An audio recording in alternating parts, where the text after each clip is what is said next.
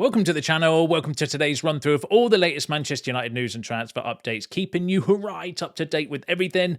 I'm Jamie. Before getting into it, smash a like on the video, subscribe to the channel if you're new, and let's jump straight into it. So let's kick off with what Fabrizio Romano's had to say. So Romano has said the following on United's January transfer plan. So in private, the conversations have started between Rúben Amorim, the board and management of United ahead of the January transfer window. Amorim and the management of United are talking about the January window, the opportunities and what to do with the players that want to play more. That will be, widely reported, Zirkzee and Mainoo. The main ones, there might be others. Rúben Amorim is not in for bringing a player in just for 2 months. A player will join Manchester United if they believe the player could be an option for the long term. So we were saying that Amorim wants to bring in players for the today and tomorrow, not just short stopgap signings. Now, while that's encouraging from Fabrizio Romano to say, look, private conversations have started. I'm sure these conversations go on all the time behind the scenes at United. But it might just be that we're having meetings to narrow down the targets and the priorities to look at what's viable, what's not viable in the January transfer window, because there's a lot of moving parts. Players don't want to leave clubs if they're playing regularly in a World Cup year potentially, and then you've got the price, and then and all of these things. Do you keep Mainoo? If Mainoo goes, do you then bring in another? You need a midfielder. What do you do with Zirkzee? And all these type of conversations. But I imagine they're happening anyway. But Romano's just parroting what Rúben Amorim actually said himself. So this was in his pre-match press conference ahead of the game at Forest at the weekend. I'm sure it was in the embargoed part where Amorim actually said the same thing, where he said, winter transfer window, I don't know what is going to happen. A lot of things can happen, even in our club. You know that we have the World Cup and some players are not playing. They will ask to leave, so I have to manage everything. So Amorim himself is preparing for players like Mainoo and Zirkzee and maybe others to say, look, here, World Cup year, I want some minutes. What can we do? So Amorim himself is aware that that potentially is going to be an issue or something to deal with in the January transfer window. Then he also went on to say, though, then we want to bring players that we can see have a big future in Manchester United. We are not just buying one guy because now we feel in December that we need this kind of player for now. No, we want to buy players that we know we are not going to change a lot of time. So that is our idea. So again, he's saying that we're not bringing in players just for now. We want players that are here because we don't want to have to sell them again and make the same transfer mistakes that we have, where you sign a player and then a year down the line, you're like, okay, well, we're going to need to buy another player now. It's a complete waste of everybody's time. It's a waste of money. Just get the right profile of player in the first place and then have them as part of the setup for a number of years is the aim and the plan for going off of what Amorim's saying there. And you can see it in the recent recruitment. It's been a lot better than what it was previously because there is actually some planning behind it. And then he also went on to say, so I don't know what is going to happen, but of course we think about how we can improve the team. And in January, the window is open. We can do something. So they were Rúben Amorim's direct words from his mouth in his pre-match press conference for those that missed it ahead of the Nottingham Forest game. And while it's encouraging that Romano's come out, he's just parroting what Amorim himself actually said. Basically saying, look, we don't want short-term signings. We want to only sign players that are here for the long term, but then also that we can do something in January as well. But again, who, what, how, all remains to be seen because obviously we're in November, but it's the planning will start now though. This is where I think we'll start nailing down, potentially who's viable, who's not viable, looking at priorities and, making decisions maybe around exits as well. What do we do with Mainoo? What do we do with Zirkzee? Do we keep them? Do we bring someone in? These sort of conversations will be, yeah, I'd imagine they're happening all the time though, to be fair. I don't think it should be breaking news that, United are having meetings about transfers. Surely that sort of shit happens all the time. But I think maybe it's just a little bit more serious where they are actually starting to plan ahead of the winter window. But give us your thoughts and feelings on that, as I'm sure you will, in the comments below. Now, one player that could potentially, well, in fact, there's loads of players potentially we're linked with, which we're going to run through. But one of them, Conor Gallagher, Ben Jacobs, on whether Conor Gallagher to Manchester United in January remains possible, said, yes, I think so. Oh, yeah, I think so. Gallagher's probably the most likely because he's the most feasible. And anyone else they might have to either overpay for or have the player really agitate for the move. So this is when he was discussing, midfield targets and player targets. He was saying, look, Gallagher's probably the most feasible because he's more likely to want to leave Atletico. Atletico might be more willing to sell or do something with Gallagher in January in a similar way to what we might have to do with Mainoo, because Gallagher's probably got World Cup aspirations where he wants to be playing regularly or getting more minutes to potentially force his way into the World Cup squad. It's the opposite of what's the same as what Mainoo's going to want to do as well, where he potentially wants to leave in order to get minutes to potentially go into the World Cup squad. And it does throw an extra layer to the complications of the January window, doesn't it? The World Cup coming up, because you will have players that don't want to move, like Elliot Anderson, for example. We're going to run through his rumours in a second, but it's probably guaranteed at the moment to be in the England squad. But if he moves January and comes to United, for example, and then struggles, he's then jeopardised his potential World Cup squad. So is he likely to want to do that? You don't know. I mean, I'd never say never, but it's a risk. Or like Adam Wharton, for example, might want to get into the England squad. So can he move somewhere like a bigger profile club in order to put his name out there as a potential candidate? Maybe he might be someone that, agitates for a move, although it's unlikely. I'm not saying that that's guaranteed, by the way. I'm just giving some examples here. So yes, it's interesting with Gallagher, but then the rumours were that Gallagher might be a loan, but then Romano and Amorim has just said they don't want to do loans unless there's a loan with an option to buy or an obligation to buy. Then maybe they would do it. If they see him as a long-term target, then potentially Gallagher might be one to pay attention to in the January transfer window. Now, another player to pay attention to could be Morten Hjulmand. So Manchester United identify top overseas midfield target amid problems with triple Premier League deals. So this is coming from Dean Jones, who I've always found to be fairly decent with United staff, saying that Morten Hjulmand is expected to emerge as Manchester United's top midfield target outside the Premier League, while we can also reveal Rúben Amorim's stance on offloading exit-linked stars. So it says, while the likes of Adam Wharton, Carlos Baleba and Elliot Anderson are well-discussed players of interest for January, United's recruitment team face a dilemma in unlocking a deal. Wharton and Anderson are ahead of Baleba in the order of preference, and neither Palace nor Forest are going to have interest in selling them. So he's basically saying, look, Forest and Palace are not in a position where they have to sell. Additionally, United are eager to ensure they are not overpaying in the market, but the fact that the football world already knows their areas of priority in the market will not help their case in signing a first-team midfielder at a good price. And that's a good point from Dean Jones. The world does know that we want midfielders, so what's going to happen? The United tax is going to come into play when we go in for a midfielder, and it was the same in the summer with strikers, wasn't it? Everyone knew we wanted a striker, so some of the fees that were being quoted for strikers was just absolutely astronomical, wasn't it? And then he goes on to say, but with top choice deals looking difficult, fresh meetings are going to be needed to decide where they turn if they need a new plan. Sporting star Hjulmand, 26, is one of the long-term names on the list that is likely to be further discussed, and Rúben Amorim remains an admirer, and he is much more attainable than other targets. Team Talk understands that Hjulmand would likely cost around half the price of any of the English-based midfield targets. And then he goes on to say, we reported how United will sign 2 midfielders in 2026, and Sporting captain Hjulmand remains in the picture at a time when they may have to search for attainable players. So I'll just pause there before going through the rest. So according to Dean Jones, he's spot on with what he's saying there. Basically, is that, look, what's the appetite for Forest, Palace, or even Brighton to sell the main 3 midfielders that we are linked with in terms of the Premier League proven ones? Because it's January, they could get more money in the summer. It's obviously disrupting their seasons as well. And then, as I mentioned before, you've got World Cup and all of these, it's difficult to get those deals done. And we're not going to want to overpay neither. And you might have to overpay in January because it is a seller's market. So what he's basically saying is that, look, maybe they would go for Hjulmand instead because he'd be cheaper, potentially available in January as well.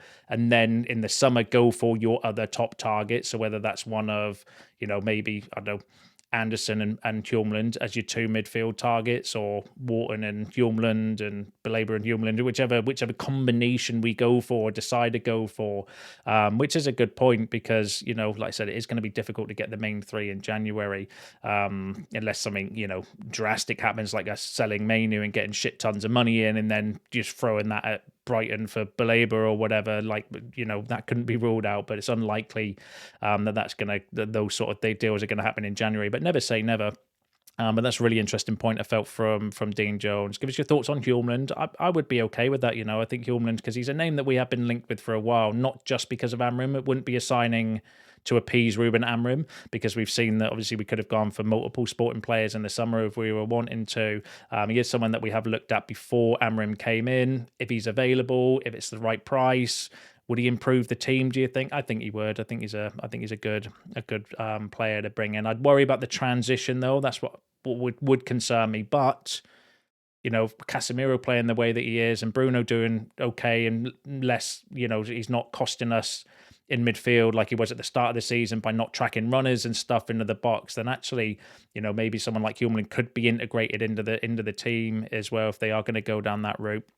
And then at the end it says, meanwhile, it currently remains the case that both Kobbie Mainoo and Manuel Ugarte are to be told they will remain with United for the duration of the season. So interesting there to say that potentially they're going to block exits of Ugarte and Mainoo. Remember, there was a story the other day, if you watch, saying I think it was Fenerbahce or a Turkish team were looking at Manuel Ugarte. Again, these are the sort of difficulties we've got with the January transfer window. Mainoo's going to be the one to keep an eye on, isn't he, to see potentially what happens with him in January. We'll have to wait and see. But yeah, give us your thoughts and feelings on that in the comments below, as I am sure that you will. Now, there was a player we were linked with a couple of days ago, Paqueta. Fabrizio Romano said that in January there is that if there is the right opportunity, Paqueta could have the possibility to go and leave West Ham. So keep an eye on that one, because it's a concrete possibility. Many asking about Man United at the moment. I am not aware of concrete or advanced negotiations between Paqueta and Man United, or Man United and West Ham, but basically goes on to say, look, Paqueta might be available or want to leave West Ham in January, but West Ham are not going to sell him for cheap, or are not going to make it easy for teams to do, but that he's not heard anything or any negotiations or anything between United and Paqueta, or West Ham and United regarding him as well. And it feels a little bit like agent talk, that one, because if a player's potentially wanting to leave in January, put some noise out there regarding United, put your name in the shop window, and then go for there, because he's an attacking midfielder. As good as he is, I think he's a quality player. Outside of the age range that we seem to be going for as well, like a little bit older profile of player that we're looking for. I don't know where he would fit within the system in the team when you've got Mount and Cunha and Bumo, and you can't give minutes to Zirkzee and Mainoo. Do you know what I mean? It's a bit of a weird one, that, but it feels a little bit like agent talk to me, where let's link him, let's get a story out there linking us with United, so we can put his client in the shop window to try and generate interest. That's how it feels to me. But we'll keep an eye on that one for you. Give us your thoughts in the comments below, as I'm sure you will. Obviously, the biggest name on everyone's lips, because we've just played them at the weekend, is Elliot Anderson. I thought he was really good. Really good at the weekend. I thought he was definitely one of the best players on the pitch as well, in my opinion. And just like you expect, there's been a bit of bandwagon jumping going on regarding a potential move for him in January, in my opinion. So this is coming from Caught Offside, where they're saying Man United ready to accelerate efforts to beat Chelsea and City to £70 million transfer. In the report, it says Manchester United are ready to step up their efforts to sign Nottingham Forest midfielder Elliot Anderson this January, as first reported here for the Daily Briefing. Sources have told me that Man United are really keen on Anderson, though they would face paying as much as £70 million for the England international. It is also anticipated that they will face particularly strong competition from Manchester City, while Chelsea and Newcastle are also names to watch in the race for his signature. Of course, Chelsea are going to be in for a player that we are. And then it goes on in the report to say that Anderson is viewed as ideal for United, with key figures at the club all agreeing that he could be a fine addition to the squad. One source told me United see Anderson as the perfect option and a long-term investment, though they could also accelerate their efforts for him this January. There is a unanimous feeling amongst the directors, Rúben Amorim and his coaching staff, that Anderson would be a great addition in that position. So this is coming from a report from Caught Offside. The journalist is not the most credible source of information, in my opinion, so it is one that we do need to take with a pinch of salt. And like I said, I do think it's a little bit clickbaity.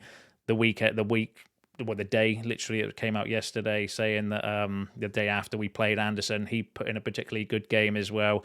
Let's do an article linking Man United with a January move for him. But it's not, he's on the list of targets. We know the three main Premier League proven ones is Anderson, Baleba and Wharton. They're the main names being linked with from within the Premier League. If we are going to go for a Premier League proven player, it's just like, what's going to be the appetite for Forest to sell Anderson in January? What's his appetite going to be to want to move when he's potentially could disrupt a World Cup place in the England squad as well? Because moving halfway through the year, you just never know what's going to happen at a new club, and it's one of those. We need to pay attention to it.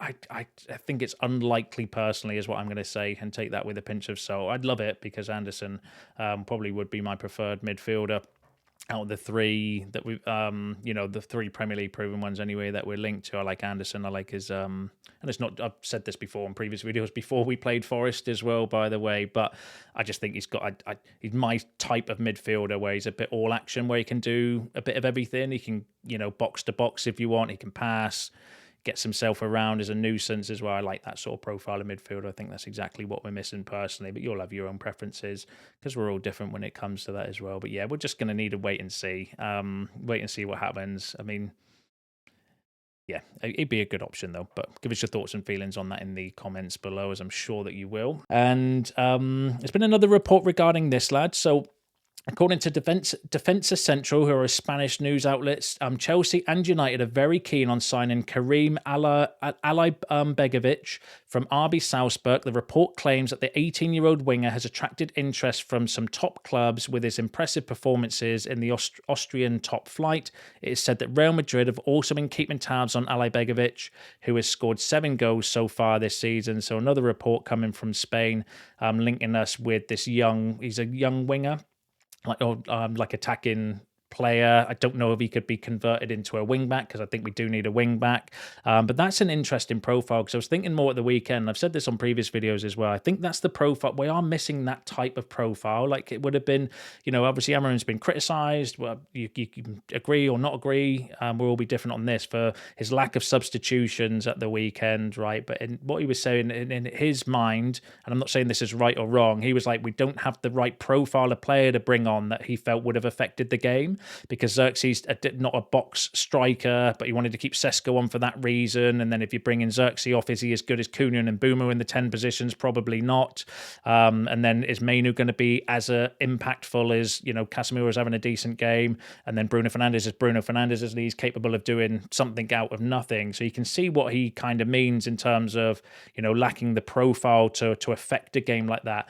And I was thinking, how nice would it have been to have like a young, tricky, pacey winger to just throw on and cause chaos at the end of a game to try and get that winner, or to try and get the equaliser, or for that last 10 minutes after we got the equaliser, frighten the shit out of teams by bringing on somebody that can just dribble and run and create chaos. And we lack that profile as well, because I thought we had someone like that on the bench. Maybe you throw them on and say, I'll just throw caution to the wind and let's try and get a winner, and have somebody like that. I do think we are missing that sort of profile. Whether someone like Shea Lacey can do that job, we don't know, because he is being integrated into the first team, and he has that sort of profile, like a tricky sort of player like that. So that's somebody I'm paying attention to. Like that sort of profile, I think would be, something that we're missing anyway, that profile of player. But give us your thoughts if you agree with that or not in the comments below. I know some of you might not agree with that, which is cool. We're all different, but yeah, give us your thoughts on that in the comments below.